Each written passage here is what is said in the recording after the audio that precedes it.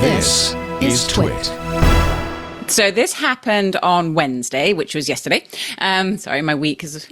and basically, the FTC is going to make it really easy to cancel your subscriptions.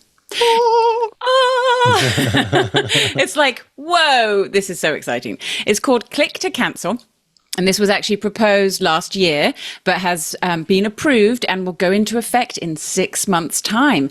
And the idea behind this is that, as I'm sure everyone listening has experienced, it's got so much easier to sign up for things and join programs, memberships online by just clicking join, or on your smartphone or on your smart TV if you want to watch a show and it's like, oh, do you want to sign up for HBO to watch this show? Or Max, sorry. Click here and you're subscribed. And then you're like, oh, well, maybe I don't want this anymore. Maybe I want to cancel this, or maybe I don't want to be a member of this gym anymore and I want to cancel it. This is the sort of law of cancellation, is how hard it is to cancel a gym membership. And the FTC is basically making it required that companies, no matter what company they are, this includes cable TV, gyms, online subscription services, Max, Netflix, all of these services that you pay for monthly or yearly or however often, you have to be able to cancel just as easily as you signed up. And I just went through this whole process about 3 months ago when I was like trimming the bills, you know. I was like, I've got too many services, I'm going to cancel a few. And it was ridiculous, the number of services. I couldn't actually find a way to cancel online. There was nothing.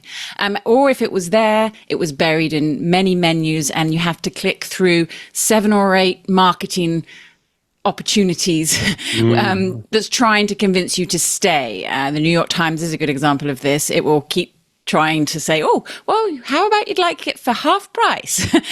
Will you stay now? And then there's a little button right down the bottom that says continue in tiny, tiny letters if you want to subscribe and to continue to cancel. So this is going to fix that problem for everyone. And this is a problem that everyone has experienced. So yay, Linda Khan, yay, FTC.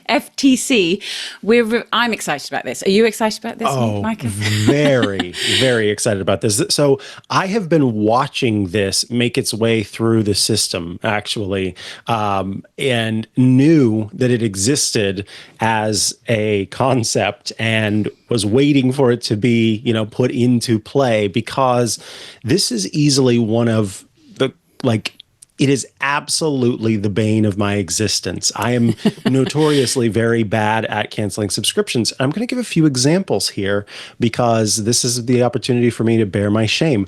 When I first moved to California back in 2019, I wanted to have I have drinking water, and I wanted to have drinking water and have it very easily at my home and not have to use a bunch of plastic bottles that you buy at the store. So I got a water subscription, and so, regularly they'd deliver 5-gallon bottles of water to the thing, and it had a dispenser and everything.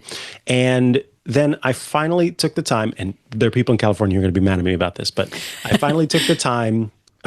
For many, many years, I have had and always would install at each place I lived in my reverse osmosis water system. But basically, when I got hired at TWiT, it was kind of like a, hey, we'd like you to come work for us, and then me moving very soon after. And so I knew that within the first few months, I was going to just be getting settled in a new place. So I didn't have time to get that water set up. Finally, I got it set up, had the drinking water from my RO system, but I didn't want to call and cancel the stupid water subscription service because I knew they were going to try to get me to stay in all these different ways. And so I just spend 20 minutes on the phone, go through a phone tree to get to them, or a chat bot, or and it's during a certain period of time. Yes. And if you call at the wrong time, then they're not there. And so I kept getting 5-gallon bottles of water delivered to my door for way longer than I should have, I'm embarrassed to admit, and just had, I basically looked like a doomsday prepper. Right. Finally, I canceled it. That's one example. The other example is that when I was moving to Oregon, where I am now, I knew I needed to cancel my internet service. And I knew the first thing they were going to do was try to figure out if the new place that I lived was going to have their internet service. It did, but I was getting something else because I wanted fiber. So I said, I know what I'm going to do. I am going to tell the person that I am moving to, did I say, I think I said Sweden. I am moving. I've done that. I'm moving back to England. Sorry. See, Do you have service in England? You get a real pass, right? Yeah, exactly. So I said, I'm moving to Sweden. Leaving the country. I double checked that the service wasn't somehow offered there.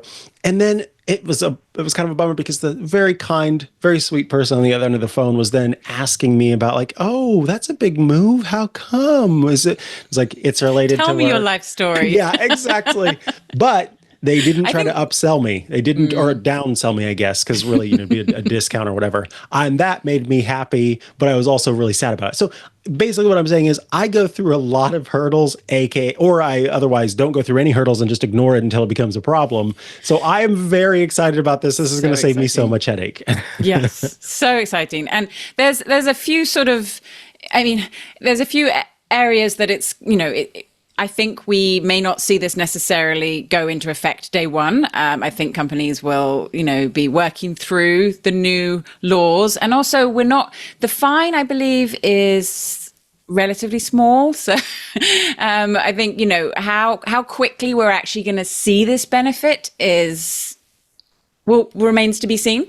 But I think it's really interesting in understanding the way the internet has completely transformed the way we interact with companies. And, being able to have this instant connection to a company by just pressing a button and suddenly you're subscribed and that's been a benefit. Like it's been so much easier to do things than it ever has in the past. But that flip side where things are so complicated that we've all ended up, there are entire industries now, entire businesses based on helping us manage our subscriptions and helping us cut back on our subscriptions because subscription overload has just gone crazy. It's not just the cable company or your electric bills. It's everything. There is a subscription there could be a subscription for almost anything in your life today. And it's useful because, paying for things in bulk up front is expensive. It's great to be able to have these opportunities and have the flexibility.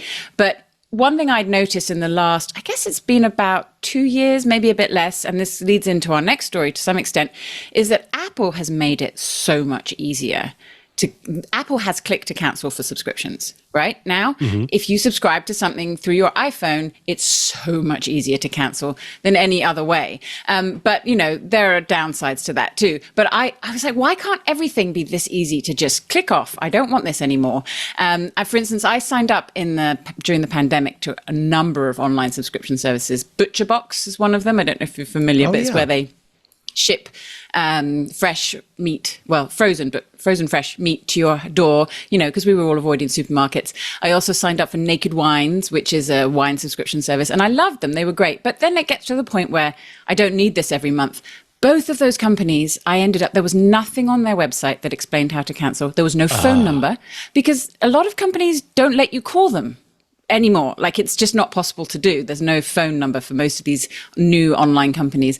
So I had to email them both and, wait 6 to 7 days before they got back to me because email seems to always be a very slow form of communicating with companies. To their credit, to both companies' credits, they did my first email. Okay, we've cancelled and we've refunded you the difference, which was great. But still, it's like I shouldn't have to go through that process of waiting and just being able, to cancel with a click if you signed up with a click. And then the other option being if you signed up in person, the new rules are going to say you have to be able to cancel over the phone. I think they actually bring this up in several of the articles about the new policy is that you shouldn't have to mail a letter to cancel your gym membership, which appears to be one of the ways I think Planet Fitness is named in here, makes you have to send a letter in order to cancel. That is ridiculous. I haven't bought a stamp in years. I wouldn't know how to do that. Well, I know how to do it, but it's a pain.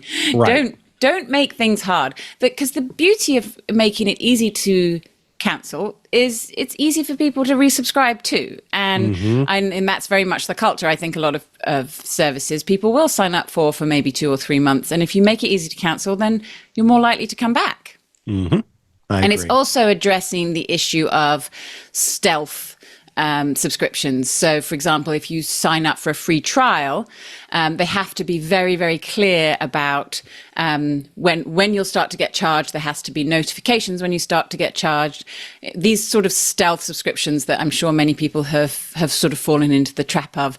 For example, I had a Comcast experience where I just tried out their live over-the-air, live streaming live channels. So I wanted local channels, but I didn't have an antenna and I didn't want a cable box, but they brought out the option for doing live streaming local channels.